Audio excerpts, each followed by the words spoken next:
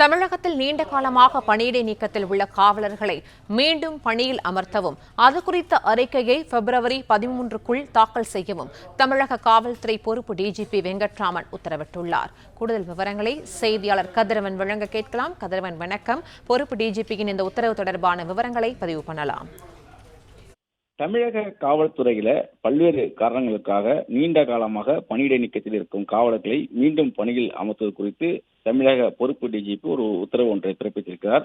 அதன்படி கடந்த டிசம்பர் 31, 2025 நிலவரப்படி லஞ்ச ஒழிப்புத்துறை வழக்குகள், குற்றவியல் வழக்குகள், துறை சார்ந்த ஒழுங்கு நடவடிக்கைகள் மூலமாக பணியிடை நீக்கத்தில் 439 காவலர்கள் இருப்பதாகவும், இதில் 202 காவலர்கள் ஓராண்டுக்கும் மேலாக பணியில் இல்லாமல் இருப்பதும் கண்டறியப்பட்டிருப்பதாகவும், நீண்ட கால பணியிடை நீக்கம் என்பது ஒரு அரசு ஊழியருக்கு வேலை வாங்காமலே ஊதியம் வழங்குவது சமம் என்பதனால இதனை தவிர்க்குமாறு அரசு அறிவித்திருப்பதனால இந்த உத்தரவானது பிறப்பிக்கப்பட்டிருப்பதாக தெரிவிக்கப்படுகிறது.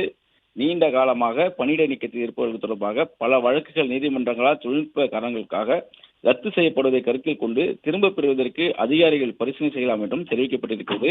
மேலும் கடுமையான குற்றச்சாட்டுகள் அல்லது தீவிரமான ஒழுக்கக்கேடு இல்லாத பட்சத்தில் அவர்கள் மீதான விசாரணைக்கு பாதிப்பு ஏற்படாத எனில் அவர்களை மீண்டும் பணியில் அமர்த்தலாம் எனவும் அந்த சுற்றறிக்கையில் கூறப்பட்டிருக்கிறது.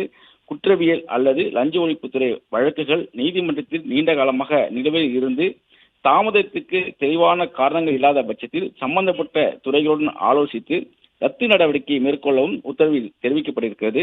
பணியிடை நீக்கம் ரத்து செய்யப்பட்டு மீண்டும் பணியில் சேரும் காவலர்களுக்கு சில கட்டுப்பாடுகள் விதிக்கப்பட்டுள்ளன.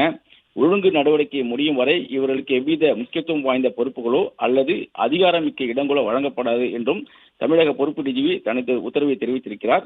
குற்றவியல் வழக்குகள் நிலுவையில் இருந்தாலும் அதற்கு இணையாக துறை ரீதியான விசாரணையை தொடங்க வேண்டும் எனவும் அதை தெரிவித்திருக்கிறார். அனைத்து பிரிவு காவல்துறை உயர் அதிகாரிகளும் தங்கள் எல்லைக்குட்பட்ட பகுதியில் உள்ள பணியிடை நீக்க வழக்குகளை ஆய்வு செய்து தகுதியானவர்களை உடனடியாக பணியில் சேர்க்குமாறும் வருகின்ற பிப்ரவரி 13க்குள் அந்த அறிக்கையை சமர்ப்பிக்க வேண்டும் என்றும் உத்தரவானது பிறப்பிக்கப்பட்டிருக்கிறது. குறிப்பாக மயிலாடுதுறை டிஎஸ்பி சுந்தரேசன் தொடர்பான உயர்நீதிமன்ற வழக்கின் தொடர்ச்சி. பிளே ஸ்டோர் மற்றும் ஆப் ஸ்டோரில் இருந்து பாலிமர் செயலியை QR கோடு மூலம் பதிவிறக்கம் செய்யுங்கள். செய்திகளை உடனுக்குடன் பெறுங்கள்.